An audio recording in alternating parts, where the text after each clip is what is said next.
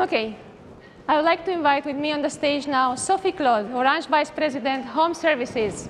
Thank you, Sophie. Please join us.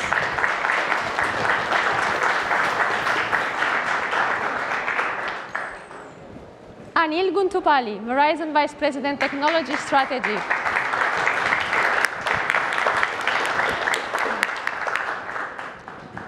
Pavan Challa, Verizon Senior Director, Product Management.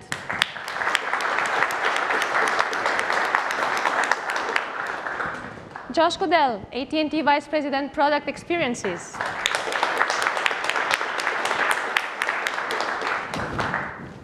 Jason Savard, AT&T AVP, Product Development Engineering.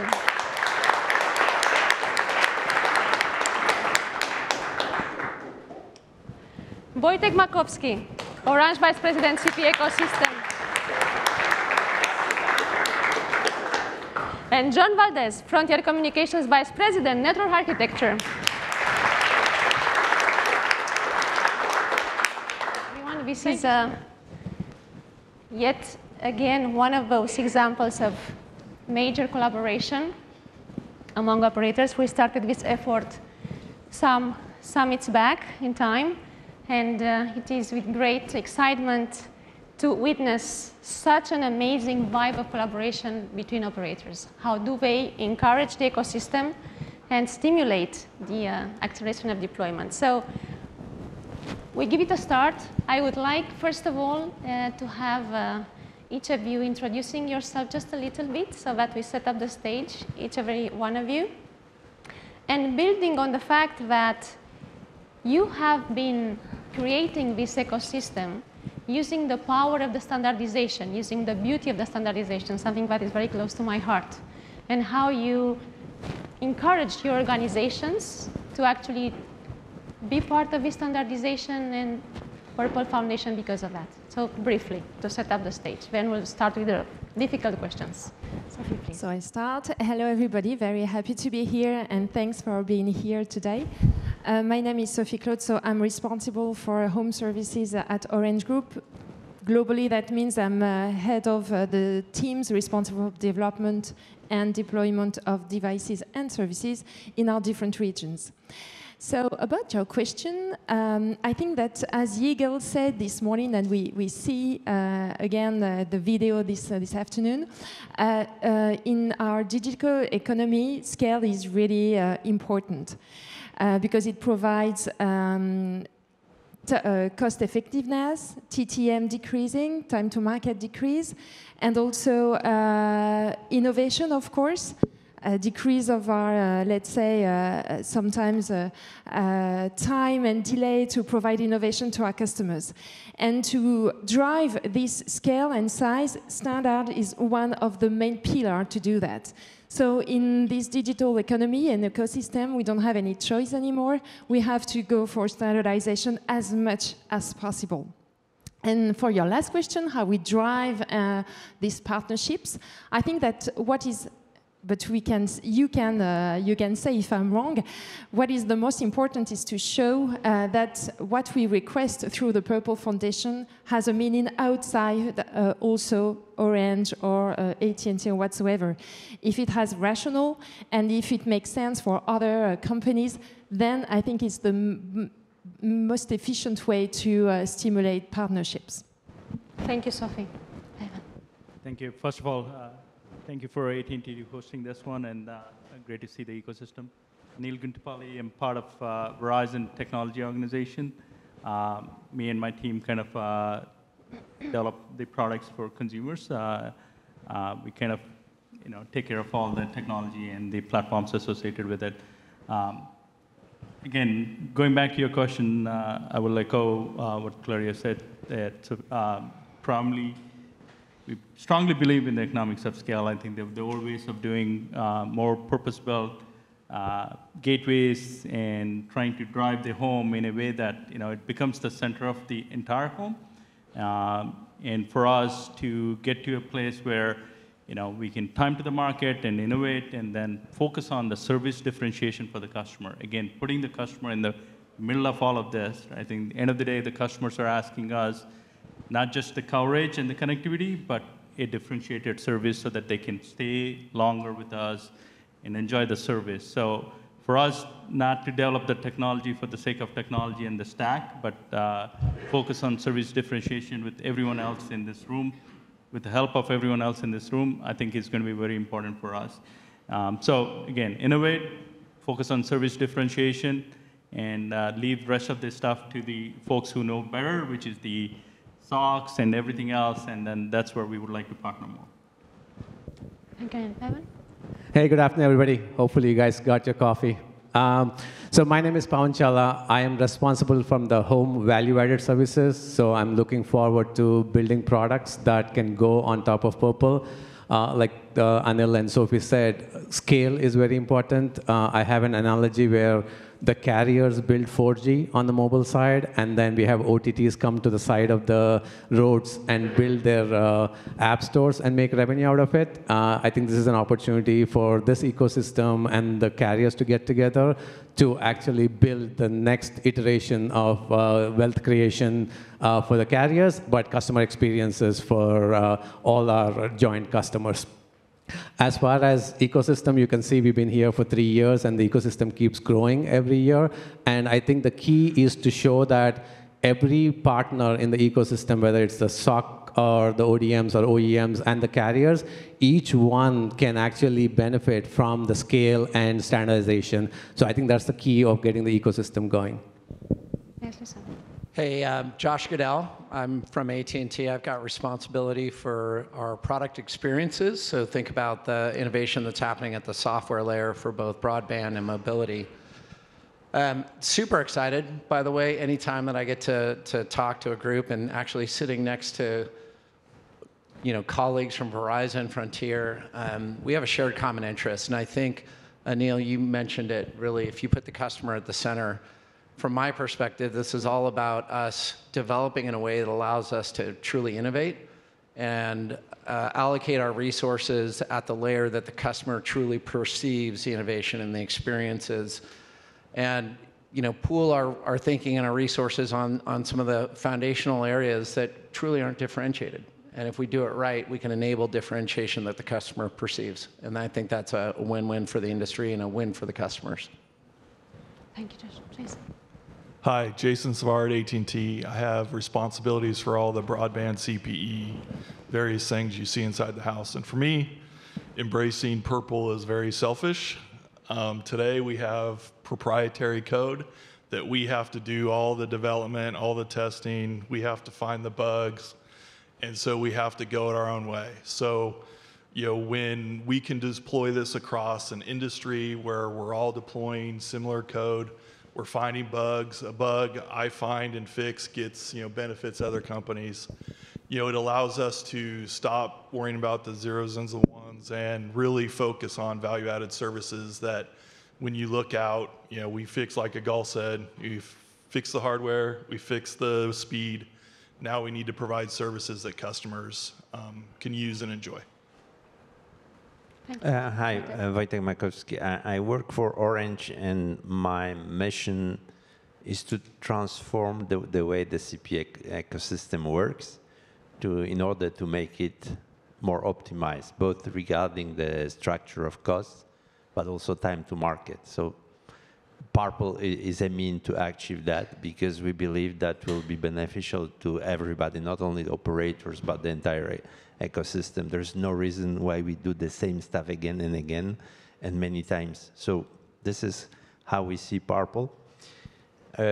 Regarding the question of standardization, I will answer it in a little bit different way. I believe what is important to understand that the way we deal with standardization at Purple is a little bit different than it usually happens. What I mean by that is that we are not just implementing standards. Because when you define standards and then later you implement them, then you discover usually that, yeah, but maybe things should be better done in a different way. And this is why in many cases the standards, once they are implemented, are sometimes, not that standard. And we all know that, right? So at the Purple Foundation, we don't want that. This is why we work very closely with standardization bodies, and especially with the Broadband Forum. And when there's a new topic or a new look at something, a new way of doing something, we work with them and we implement this thing at the same time. So at the end, the standard and the implementation are exactly the same, and they just work. So that's what is really different with Purple. That the standards are not just implemented. We co-build the standards with other bodies, and especially the Broadband Forum. Thank you, Wojtek. John. Hi, I'm John Valdez. I'm a technical fellow at Frontier. Just to echo everybody else's point, we've been working with both AT&T and Verizon and the ITU and FSAN, and so when we heard about the work they were doing in Purple, we got super excited and wanted to go and start investigating what's coming out of that, and we're excited about the upcoming deployments. And so we've just started to investigate and get it in our labs, but super excited about it. Thanks. Thank you so much, John. Thank you so much, everyone, for sharing your experience so far. I would like now to come to the first difficult question, to put it this way, coming from the experience. We have been enjoying these discussions, panel discussions, roundtable, as we call them, in some of the Purple Summits over the last 3 years. And I had the honor to moderate the Purple operators roundtables. One of the questions I had back then, first in Berlin, then in Amsterdam, then in Paris, and most of them in Europe, were like, how do you as operators are pursuing your dream of becoming Purple? So that was an interesting question. But now, after some years of very intense deployments and very engagements on the acceleration, can you consider yourself, from becoming Purple now, Purple addicted? Because you are here, you support the ecosystem, you show your collaboration, which is an amazing vibe for the Purple community. So I'd like to ask you that. Do you consider yourself, and your partners maybe, at this point, Purple addicted? So maybe we can start with or have AT&T and Orange answering that, Jason and then Wojtek, because we had that discussion back on both panels, and I'm happy to have you here again.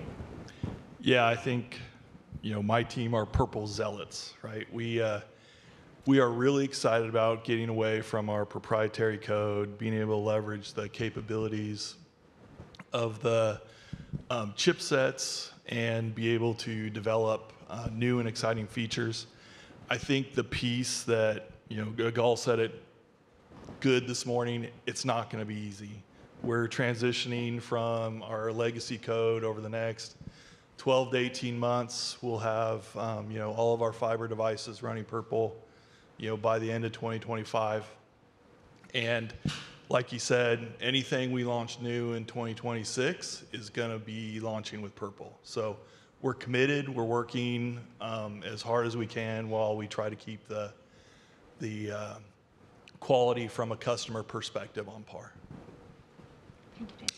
I have a quite long track record of trying to convince people that Purple is a good idea, right? Yes, that's right. And I'm really pleased that, this morning when I was listening to Eagle, we are all aligned, right? We have the same vision that is shared. I already knew that about Verizon because we work several years with them.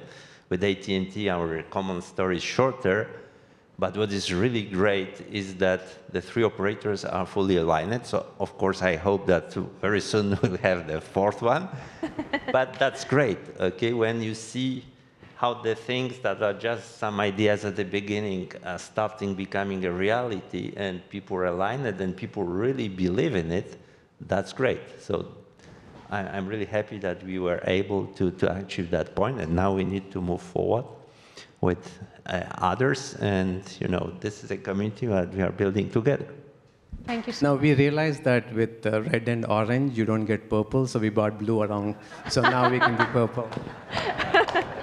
Nice one. Nice one. So, continuing our discussion, maybe Anil, you can help me with this one. How do you see the powerful blend of the value-added services from your perspective, and prpl Foundation helping with this blend, with this mix between operators, system vendors, app developers, build on the SoC ecosystem.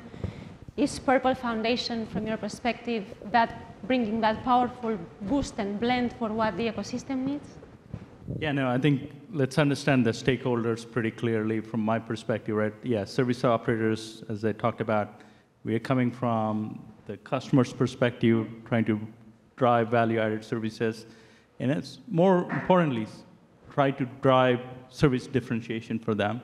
That's one. End of the day, again, I'll go back to the customer in the center, right? So that's one. Number two, obviously, believing truly in the economics of scale. When I look at a developer, when we were all coding and everything else, I always look for the scale. Look at us. Again, my plea to rest of the developers out there is like, look at this as an ecosystem which is going to be challenged or probably get better than RDK and everything else out there. I'm not trying to take a dig, but that showed that there was a possibility out there. So that's the second stakeholder, because every one of those developers, if I put myself in their shoes, they want to develop once and deploy it everywhere and run it. And as everyone kind of said here, like, I don't want to be in the custom purpose-built hardware and everything else. The third, obviously, is the OEMs and ODMs, the partners out there here, right? I mean, there's innovation. Tremendous amount of the innovation is happening on the hardware. The technology has evolved so much in the last 4 or 5 years, whether it's all the way from Wi-Fi 5, 6, 7, and then, you know, Matter and everything else, right? I mean, there's differentiation, what you guys are innovating on. When you bring all those three together, I think there's definitely a wealth of to be shared and passed along. This is not for a race for zero. This is not trying to basically take the cost out of it and saying, like, make the cheapest hardware and everything else out there. If we innovate on the hardware, we innovate on the get the stack right, we do the service differentiation, I think there's wealth to be passed along all those 4 stakeholders. And I think that's where I'd like, you know, what else we can do more, right? I mean, let's not worry about the common layer 2, layer 3 stuff. I don't think there's differentiation there.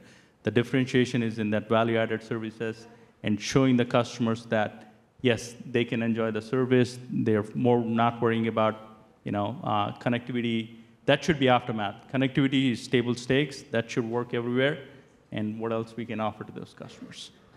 Thank you, Anil. If we were to look back at the value-added services that, again, we discussed in this roundtable in some of the previous events, and we looked at the online gaming after COVID, we looked at the health services built on security and the different value-added services that help you retain customers. Sophie, would you like to share with us if you see any trends in the last few years for both services? How did they evolve and changed? Are they the same ones we discussed 2 years back or last year even? Are they different? Do you see an artificial intelligence factor, for example? How do you see the App Store evolving from that perspective? Yeah, so this question of added value services is the holy grail we're all looking for. And we are all hoping that prpl is going to be the enabler that will enable us to develop some of these innovating services. So far, I think, as I said, I think last year there will not be any killer app that will be the only holy grail. For sure, we've been trying in the different regions, I think, services on smart home, connected home. These are business models that are quite hard, that were quite hard to make a sustainable business for the operators. Now, I would say that 2 main streams are appearing on the market. The first one is like a kind of a legacy one, but thanks to the software innovation, maybe we can make it better, is the connectivity. Once again, that's very important for our customers. And what is important for them is to have the right connectivity when they want to use a specific service on a specific device. And that's this connectivity to the device which is very important. Of course, you have to rely on hardware, very efficient hardware, but it's not the only way to provide better connectivity. Software will play a bigger and bigger role.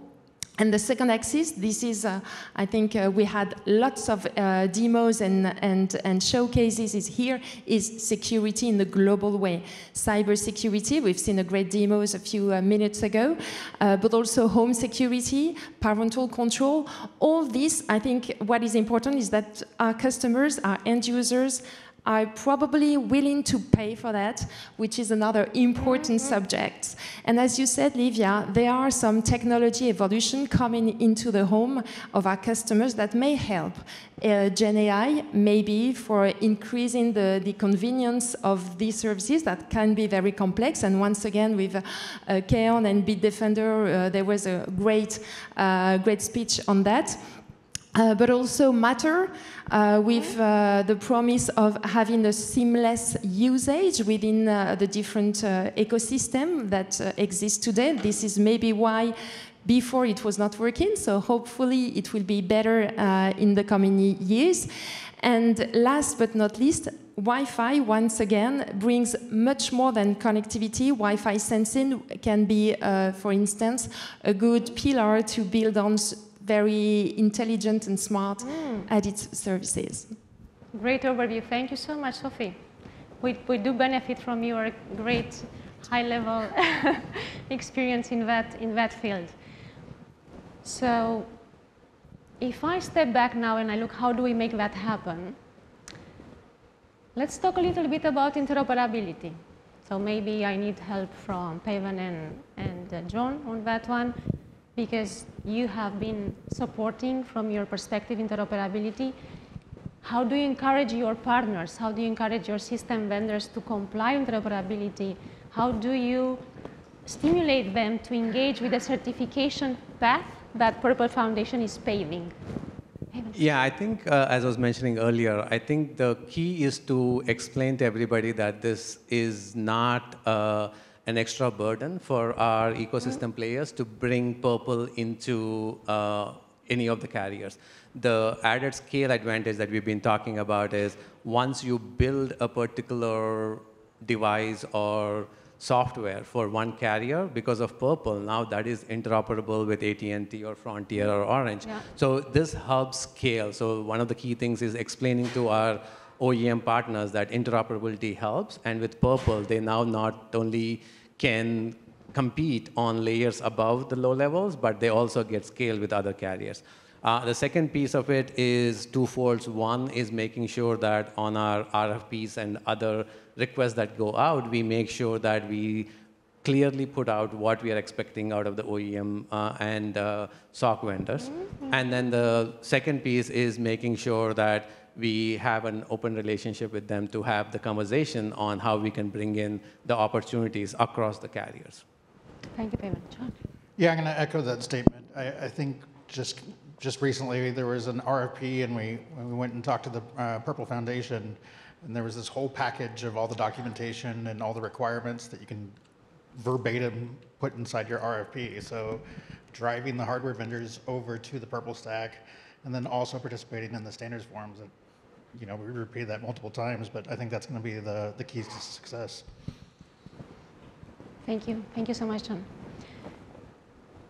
It's nice to hear this different point of view from different angles. When we talked about collaboration at the last Purple Summit, already 6 months back, right, in October, we had this, again, the operators panel with AT&T, Verizon, and Orange, exactly, and Dish, and we had other operators that were us on the stage, so that was amazing. We had that repeated on the Network X stage, which are going to do the same this week.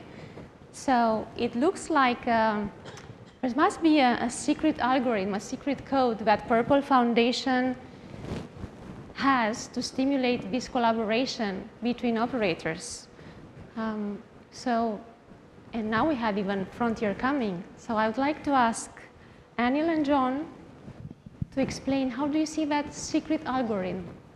I mean, I'll say it's there's no secret sauce. It's the other way around. It's actually, to be honest, it's the transparency and openness what you're seeing in this entire forum. It's basically built on one single common thing, which is the vision. The vision is that we want to innovate, we want to disrupt in the space. In the context of, as I kind of go back, it's the scale, and there's money to be made across this entire room. I mean, that's the foundation. But with the notion that we want to help the customers have that experience and focus on doing that service differentiation. That's the transparency. And number two is, beyond the vision is that, bound by and governed by the purple governance, bringing in, adding more partners. Again, my expectation in this one is that I do want to hope, probably I'll be speaking for everyone across on this podium, is that we want to see more operators here in this one, right? I mean, there's no doubt about that, and we hopefully will get some more of them over the line. I think that's going to be the challenge for this year, along with while we are making progress.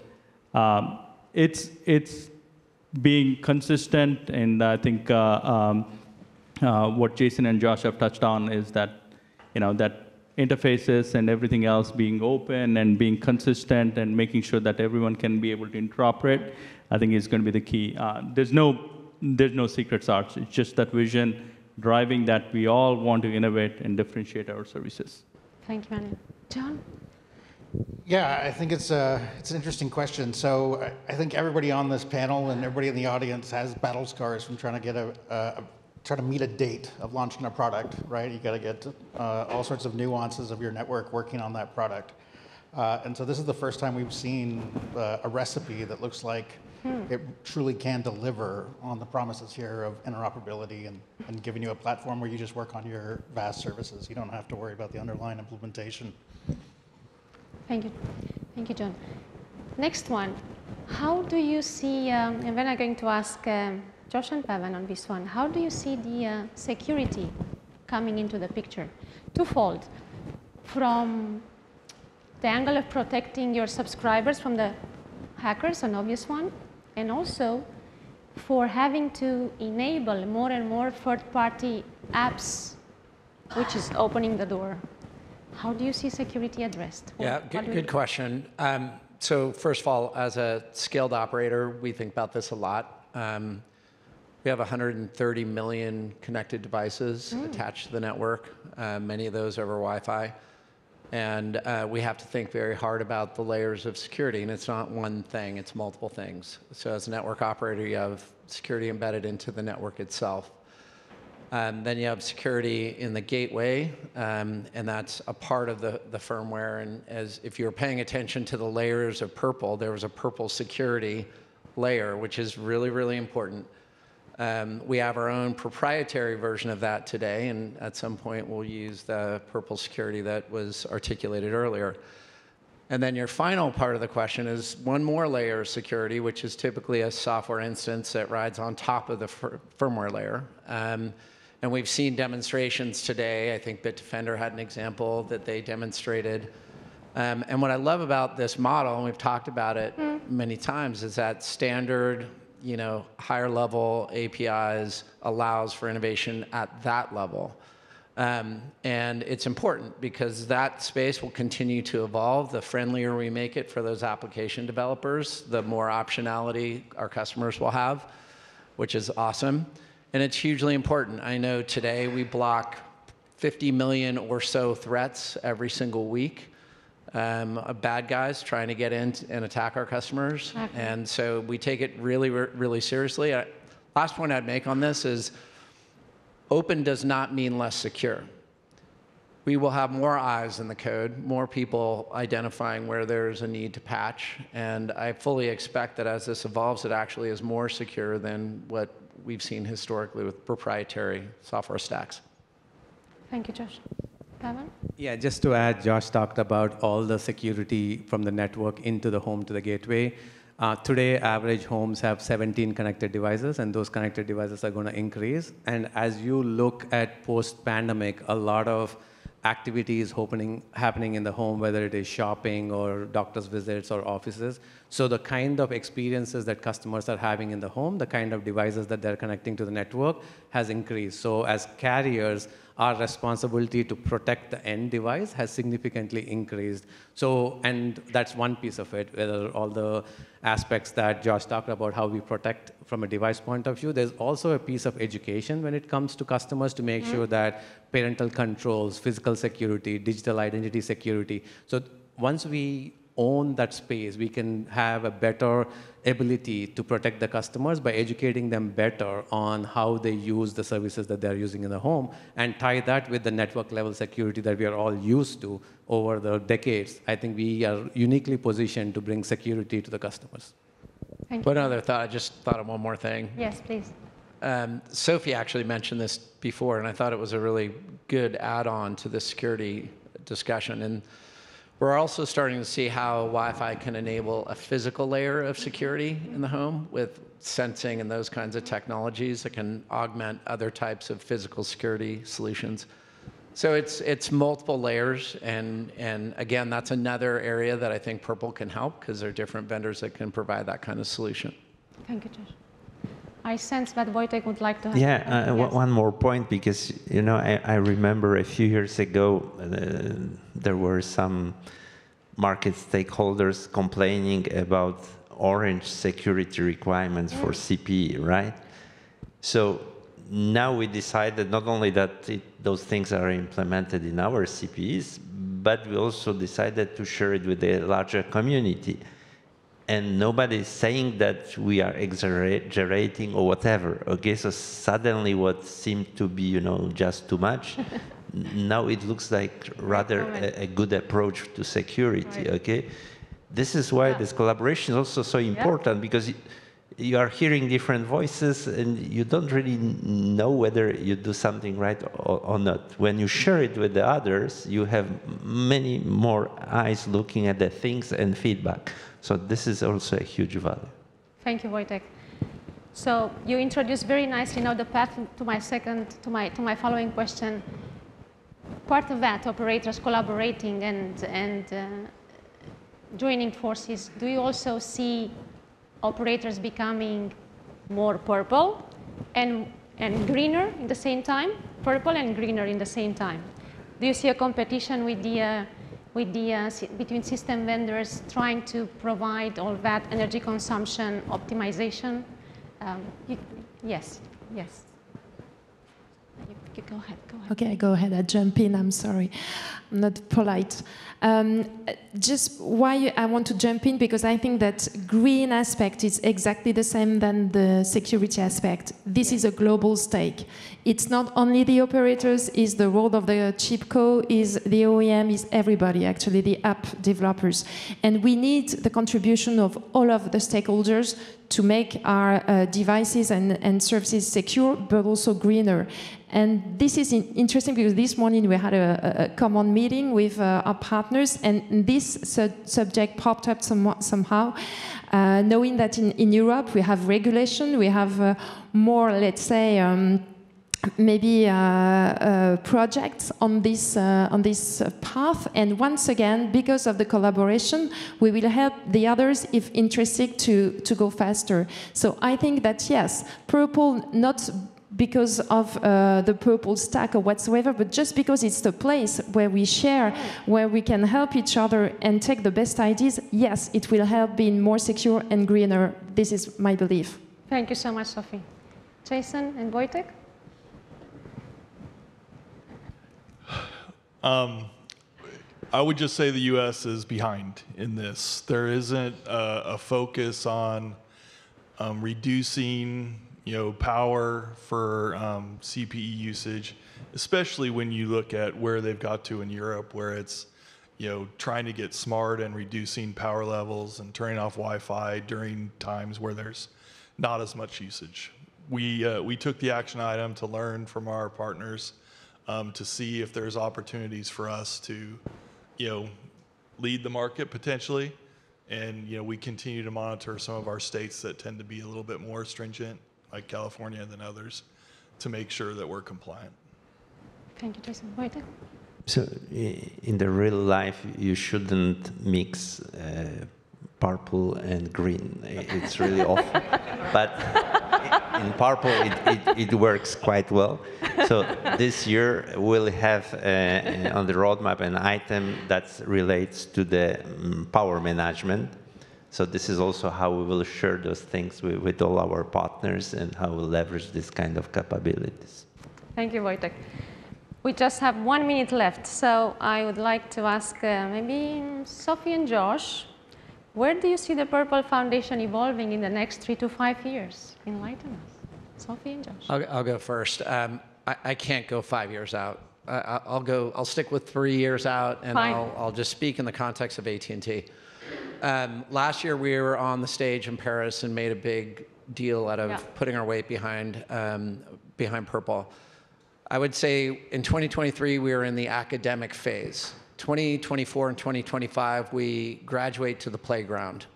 And as Jason mentioned earlier, we'll have millions of devices by the end of next year that are riding on Purple. So very quickly into the real playground.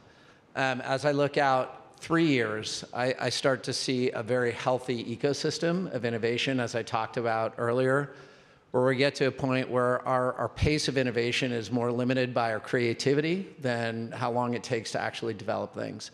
That may be 3 to 4 years, but that's ultimately where I see the vision going. Thank you so much, Sophie. Yes, just to complement on what Josh just said, I think that the things we have to work in the coming years is definitely to be operational and industrially, let's say, efficient and relevant. So this will be a big task in the coming months. And in 3-4 years, let's say we will be more numerous on the stage talking about Purple, and probably the deployments will not be as a hot topic as today, hopefully, and we will really focus on value creation and value capture for our companies and all the stakeholders here. Thank you so much, Sophie.